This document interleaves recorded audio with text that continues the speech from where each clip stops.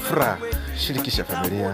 Naona hapa nipo na mtoto wangu mbali, mtoto anachekesha, ananipa changamoto 2 3 4 5 6 7 10. Hizo zote ni kwa sababu ya furaha.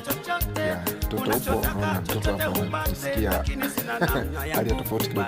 Kwa hiyo maisha mwenyewe, kila mtu anajua kwamba ni wapi atafikia, lakini kubwa ni kwamba unachopata kwa siku rizika nacho kesho mchana Mungu. Kwa hiyo sio kwamba ukikosa riziki, kukosa kitu cha kufanya wewe ukaonekana, sio kwamba unakuwa ni mjinga, bali ni kwamba Mungu amepanga uwe hivyo kwa wakati huo. Kwa hiyo ukipata furaha kidogo tumie, basi nina furaha nasema nitumie, ila kuna siku utakosa furaha. Kwa hiyo wenye furaha kama mimi kwa sasa, furahi. Ndo maisha.